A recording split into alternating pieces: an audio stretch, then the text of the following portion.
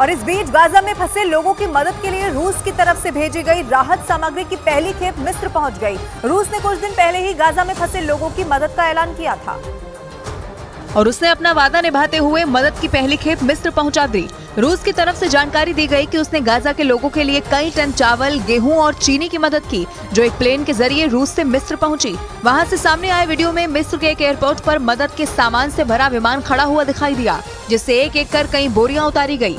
मिस्र के मुताबिक इस राहत सामग्री को गाजा के उन लोगों में बांटा जाएगा जो गाजा में जारी हमलों की वजह से अपना घर छोड़कर वहां से निकले। बताया गया कि इन लोगों में गाजा के लोगों के अलावा कई और देश के लोग भी शामिल हैं। ईरान ने इजरायल के अंत की भविष्यवाणी कर दी। ईरान ने दो टूक कह दिया कि अगर इजरायल ने गाजा पट्टी पर आसमान से बमों की बारिश नहीं रोकी तो आने वाले वक्त में इजरायल दुनिया के नक्शे से मिट जाएगा।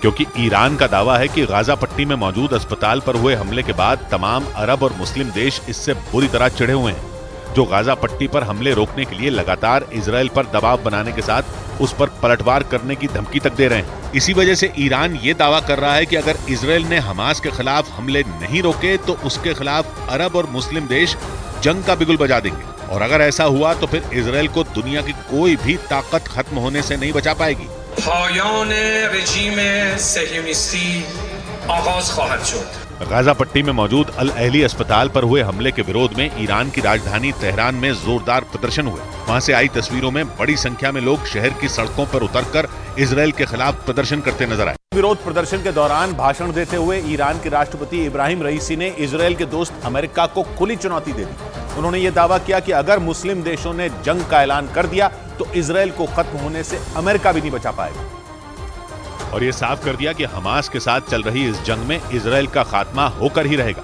जबकि इजरायल खुद एक ताकतवर मुल्क है, ऊपर से वो अमेरिका का जिगरी दोस्त भी है। यही नहीं, हमास के हमले के बाद अमेरिका इजरायल की मदद के लिए भूमध्य सागर में 3 ताकतवर युद्धपोत तक तैनात कर चुका है। इसके अलावा लगातार अमेरिका से हथियारों से भरे विमान इजरायल भी पहुंच रहे हैं, और इसी वजह से ईरान ने अमेरिका के राष्ट्रपति बाइडेन को हत्यारा तक बता दिया, क्योंकि उसका आरोप है कि अमेरिका से मिले ताकतवर और घातक हथियारों का इस्तेमाल इजरायल गाजा पट्टी को तबाह करने के लिए कर रहा है, जिससे वहां हजारों की संख्या में लोग मारे जा रहे हैं।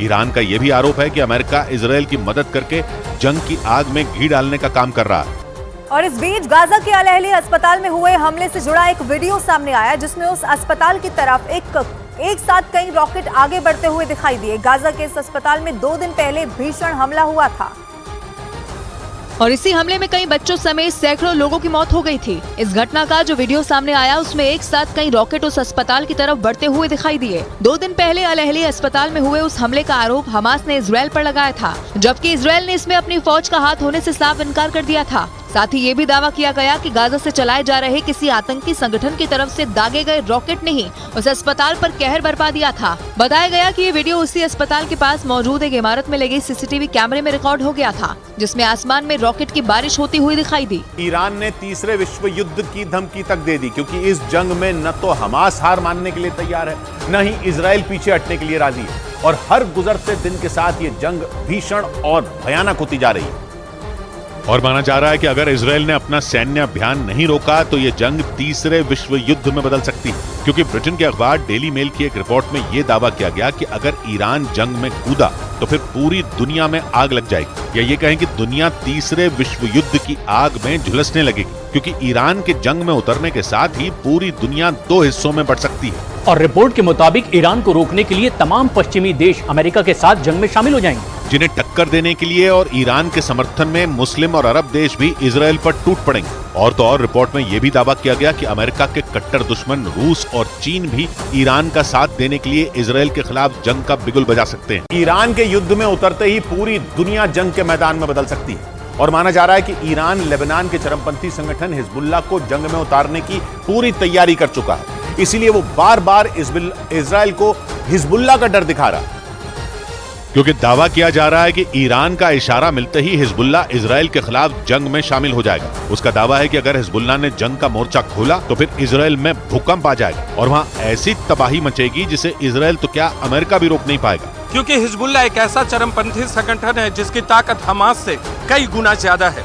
और हिजबुल्लाह का दावा है कि उसके पास किसी देश की ही तरह अपनी एक सेना और घातक हथियारों का भंडार है। मिसाइलें, रॉकेट, टैंक और बख्तरबंद गाड़ियों के साथ उसके 1 लाख लड़ाके किसी भी देश की सेना से टक्कर लेने की ताकत रखते हैं। इसलिए ईरान इजराइल को हिजबुल्लाह के हमले का डर दिखा रहा है। दावा यह भी किया जा रहा है कि ईरान हिजबुल्लाह को जंग में उतारने की पूरी तैयारी कर चुका है।